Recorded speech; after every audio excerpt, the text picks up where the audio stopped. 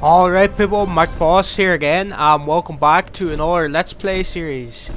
This is of course Tomb Raider Definitive Edition for PS4.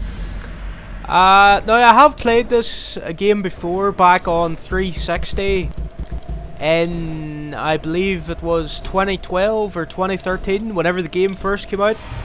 Now I'm not gonna lie, I was not a huge fan of it, but I saw this on eBay for like £5. I was like, screw it, I'll give it another shot. We'll go in normal here. So yeah, let's see how things go. Explorer once said that the extraordinary is in what we do, not who we are. I'd finally set out to make my mark. Dramatic intro music. But instead, adventure found me. What a terrible line. I'll get into more of my problems with this game as we go on. Now there's a lot of stuff I like, but there was a lot of stuff that just made me go like sort of cringe throughout, but yeah, we'll get to that when we're playing. I'll try to shut up during these cutscenes here. In our darkest moments, when life flashes before us, we find something that keeps us going.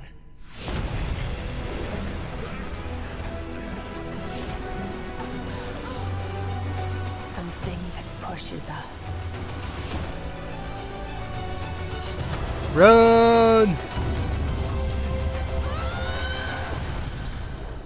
Holy shit.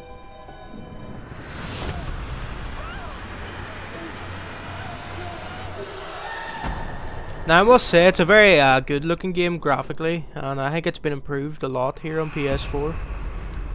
And I never had any issue with the graphics or anything like that. I think they're really well done.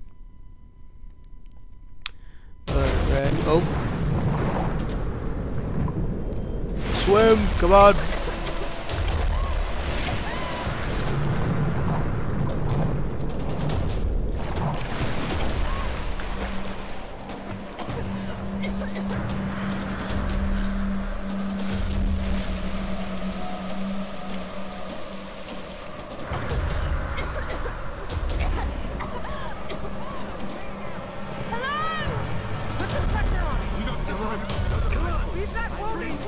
This would happen. Come on, Doctor. Help us out here. Jonah! Look over here, you idiots.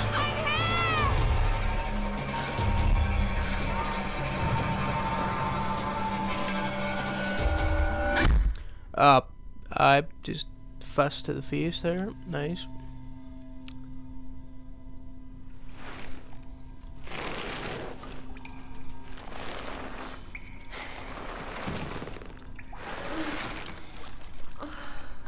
Okay. I've actually forgotten quite a lot of this game too, so I don't remember this part at the start. I thought you just started out in this forest when you had a bow and arrow. I guess I forgot about this part. So were we captured? I don't remember this one. Oh. Right, so we've been tied up somewhere, and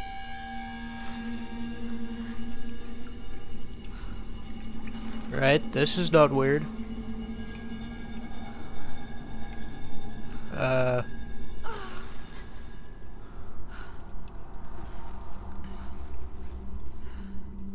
Alright, we're supposed to move, swing left. Alright, we have to knock this into the fire. Into the fire, come on. There we go.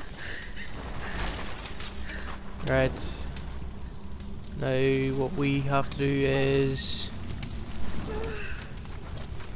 do we have to get ourselves into the fire? Right, yeah, do we swing? Yep, come on, there we go. We have to try to burn the rope and get ourselves down. Oh, that's gonna hurt. I can guarantee that. There, we're on fire. That's actually a terrible plan, but... Ah, this bit... Ah! Oh, shit. Ah, ha ha ha ha. Oh god, that would hurt so much. Square. It reminds me a lot of The Last of Us, where Joel gets impaled in a similar manner. I can't remember if this was out in 2012 or 2013, but I'm not sure if anybody copied anybody there or whatever, but I doubt they would have. Like, it's probably just a coincidence that they came out at the similar time. Now I'm just going to put on subtitles here, because I know people can't always sort of hear what's going on in these games and stuff, and they want to, you know, sort of. What is this place? Yeah, there we go. Forgot I should have put on subtitles earlier, but well. That was loud. Well, anyway, now that we're playing, I think I'll get into sort of my first experience with this back in 360. Now, going into it, it had been built up with a lot of reviews and sort of previews. The writers of the game had been saying that this was going to be this very dark sort of origin story for Lara Croft in this reboot and stuff like that. But for me, whenever I was playing it, I was just, the whole story was undermined by these sort of cliched and stereotypical characters, and it was just laughable some parts. Now, I can understand what they were trying to do, but they were trying to make it like a lot more serious than other Tomb Raider games and give it a bit more of an edge. But the cast, I think everybody, it's just, the characters are so cartoony that it was impossible. Oh, just watch that explosion there. That was impossible to take like the game seriously, if you know what I mean. Oh shit, come on, go quickly. Up! Up! What the hell? Up! God damn it. Come on, move. Go. Right, well, that was close. Oh shit, that was close. Oh yeah, you got that right. But like, that was the main thing that sort of put me off the game, was the sort of story, and the characters just didn't work. For me, that is. Now, there's a lot of good stuff in this game. Like, right now, this going through this tunnel and stuff here, it's very cinematic. Sorry, there's a lot of detail, the graphics look great. It's got a cool atmosphere. Now, that's very good throughout the game. It was just, my main issue was the story and characters felt very cliched, and they didn't live up to what the sort of writers and stuff had been promising beforehand.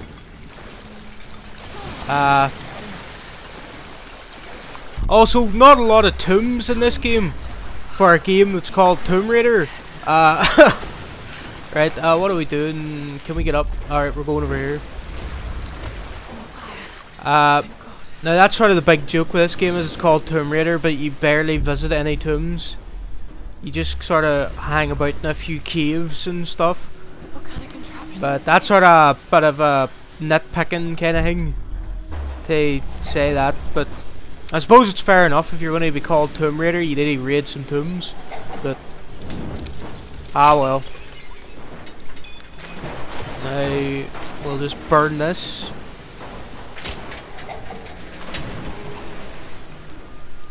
Okay. Now what are we supposed to do here again? Now, no, we don't stand on that apparently.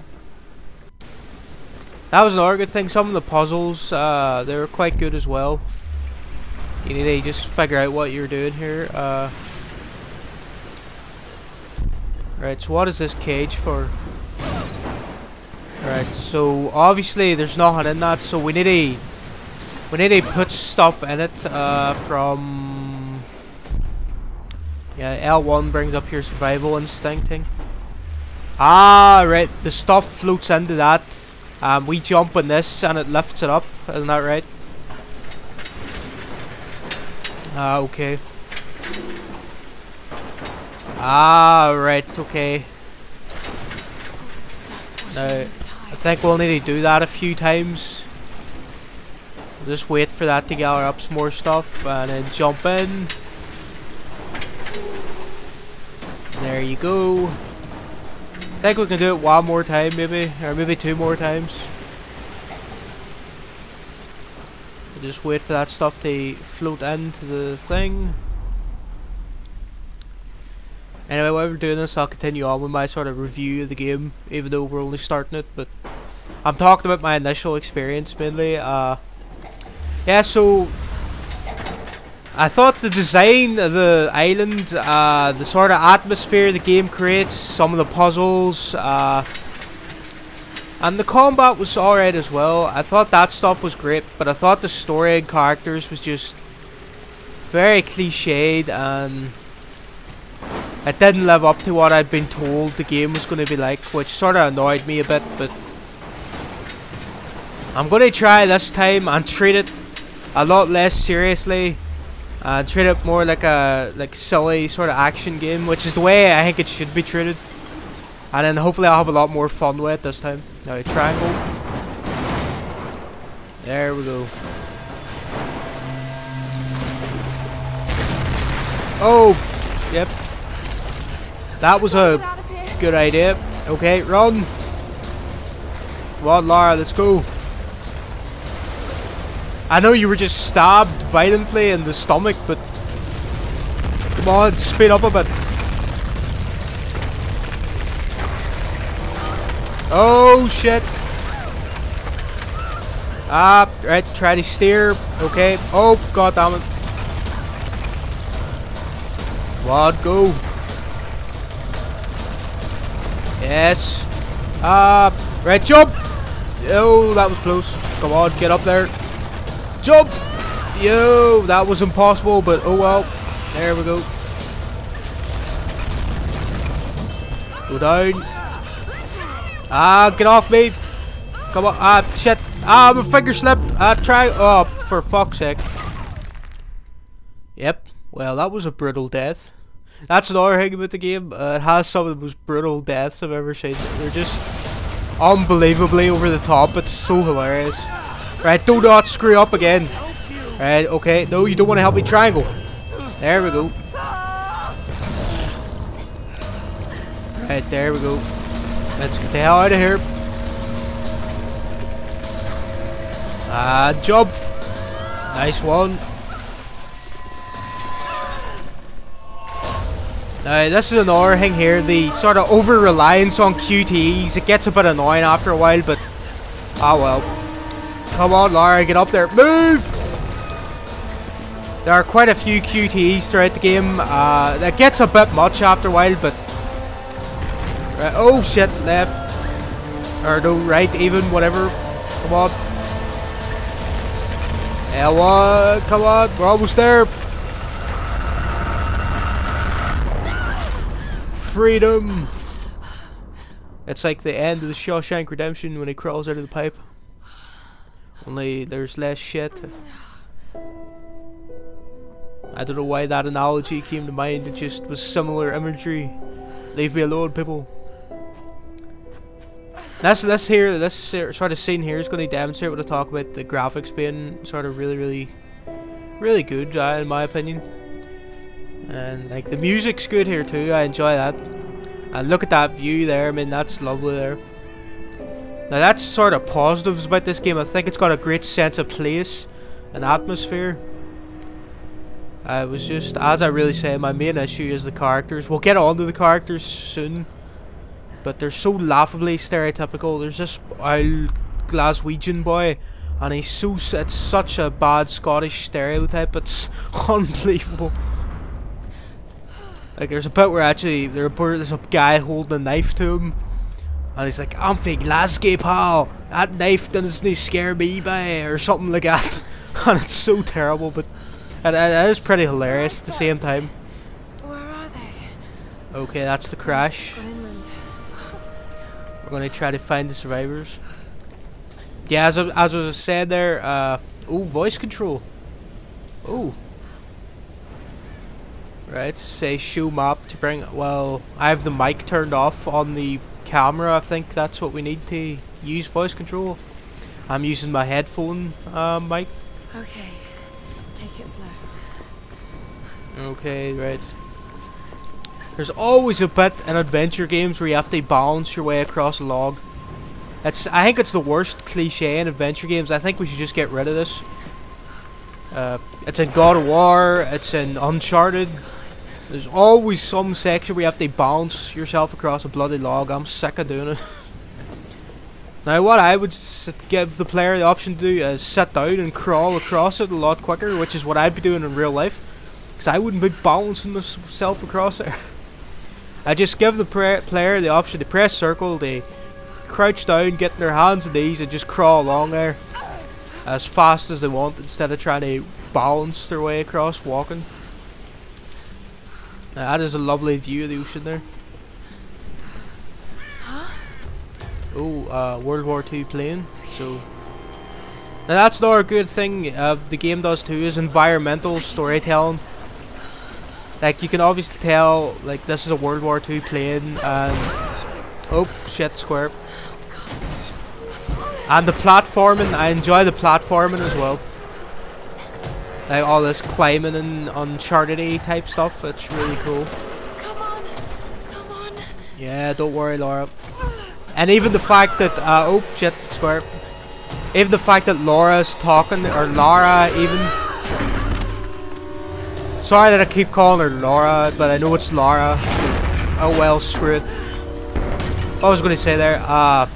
Yeah, the fact that Lara is talking to herself as she goes across there, like, oh come on, I can do it, and stuff like that. That's very much lifted from Uncharted. The way Drake sort of speaks to himself and stuff when he's under pressure.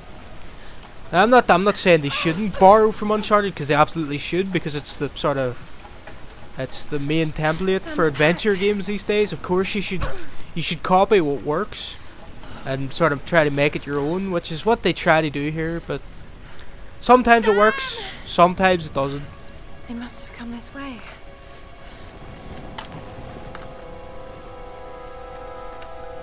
Now this is the camera and some matches. Sam? Roth? Can anyone hear me? I've got to find them. Can we take anything from here? Follow the survivor's trail. Yeah, well that shouldn't be too hard. Jump. Ah, what the? Okay. Oh, that was hilarious. Oh, the way she just bounced off the ground there like she was made of rubber. I don't know if that was a glitch or if that was actually the way that was animated, but ah well.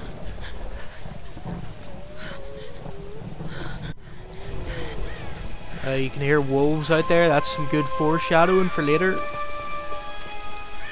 I like this here. This is very atmospheric and well done and cinematic.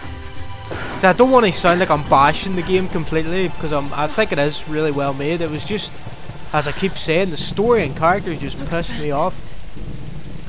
Because I was built up to expect this really gritty, dark sort of origin story, but it turned out for me a bit more comic and cliche. But I'll try to embrace it this time, and I'll stop mentioning how much I disliked it. Please respond.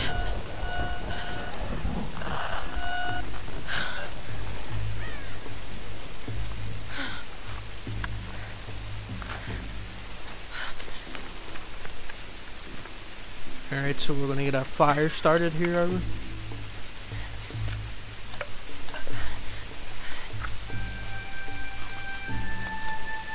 One match. Great. Better make this count, Lara.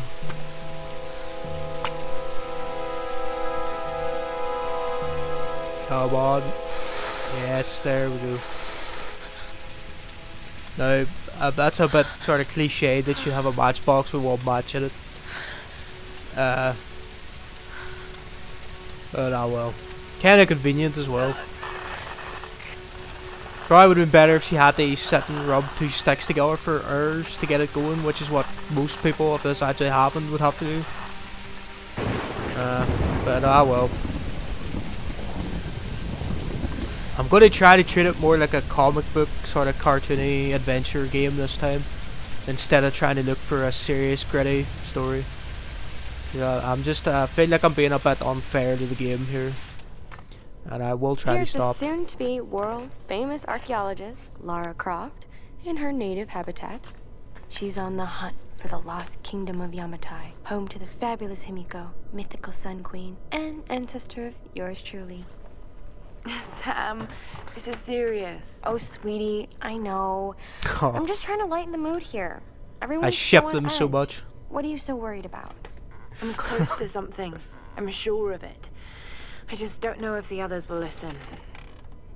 Or even if they should. Lara, you know this stuff better than anyone. Seriously, I'm not just saying this to make you feel better. I trust you, Roth trusts you. You got this. Now let's take a break, okay? Okay. And Sam, thanks. She's not always this serious, you know? Huh. I'm getting some serious undertones from Lara and Sam's ambiguous relationship. I'm not serious about this expedition, Lara. It's not just Sam's family funding us. I put my savings on the line too.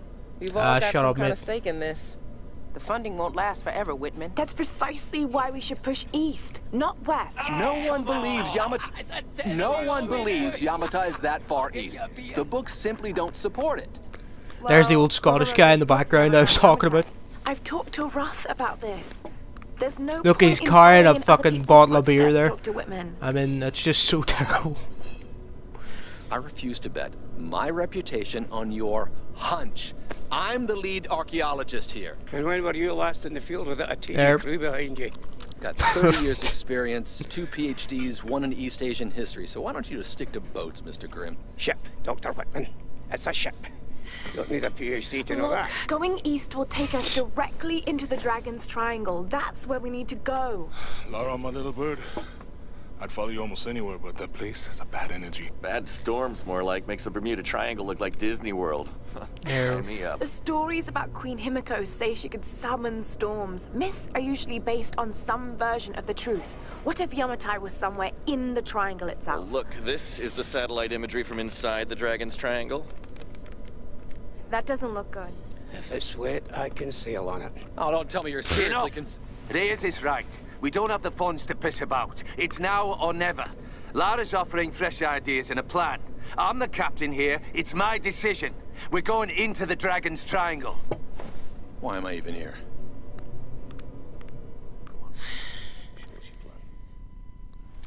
Alright, well, that's sort of just explain how they wind up in this ocean during the storm and what they were doing off the coast of the island and whatever.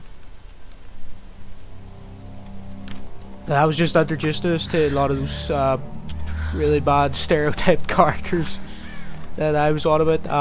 I don't mind Sam that much, who was Lara's friend there. Right, anyway people, I think I'm going to end this episode here today. If you enjoyed this video, please hit like and subscribe, and I'll see you here again. Mike Boss signing out.